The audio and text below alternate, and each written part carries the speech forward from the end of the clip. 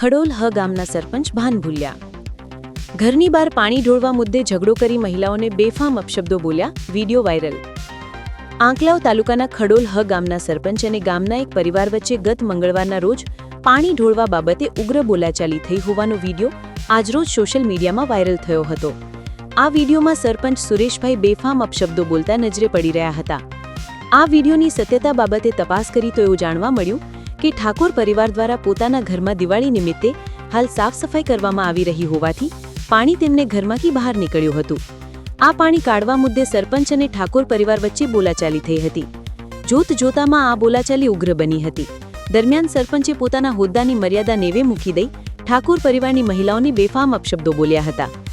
આ બાબતે ખડોલ હ ગામના સરપંચ સુરેશભાઈનો ટેલિફોનિક સંપર્ક કરતા તેઓ જણાવે છે, આ લોકોએ વંઢા ચણીને 15-20 ફૂટનું દબાણ કર્યું છે. તેઓના બારણામાં ગટર નાખેલી છે, તો એમણે ઘરનું કનેક્શન ગટરમાં જોડવું જોઈએ ને. તેઓ અઠવાડિયામાં 2 વખત ગાડી ધોવે, ઘર ધોવે અને તેનું બધું જ પાણી બહાર રોડ પર આવે. આ રોડ બસ સ્ટેન્ડથી ગામમાં જવાનો જાહેર રોડ છે. તેઓ અઠવાડિયામાં 2 વખત પાણી કાઢતા હોવાથી આ મુખ્ય રોડ તૂટી જાય છે, જેથી ગ્રામજનોને ખાડા ખાબુચિયામાંથી પસાર થવું પડે છે. અમે આ છેલ્લા 10 વર્ષથી વેઠી રહ્યા છીએ. ગઈકાલે વિકાસ રથ આવવાનું હોવાથી અમે બસ સ્ટેન્ડથી ગામ તરફના રોડ પર સફાઈ કરાવી રહ્યા હતા. દરમિયાન તેઓ સફાઈ કરવી અને પોતાના ઘર આગળ લઈ ગયા અને પાણી રોડ ઉપર કાઢ્યું, જેથી અમારે બોલાચાલી થઈ હોવાનું સરપંચે જણાવ્યું હતું. અપશબ્દો બોલવા અંગે સરપંચને પૂછતા તેઓ જણાવે છે કે સીધી રીતે કહીએ તોય ન માને તો પછી શું કરવું પડે?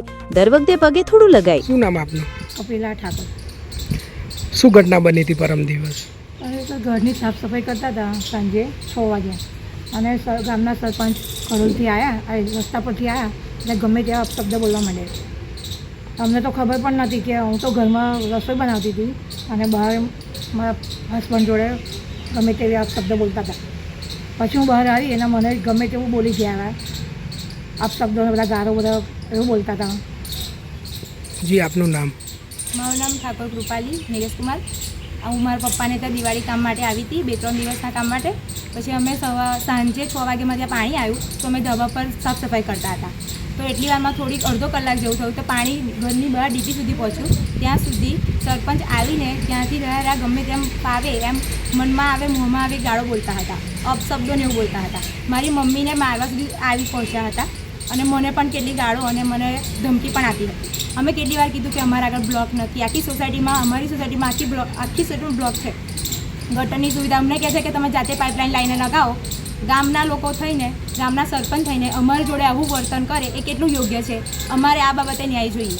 અમારે સરપંચ જોડે કાંઈ પણ દુશ્મની નથી, પણ આવું વર્તન એક સરપંચને શોભે તેવું નથી.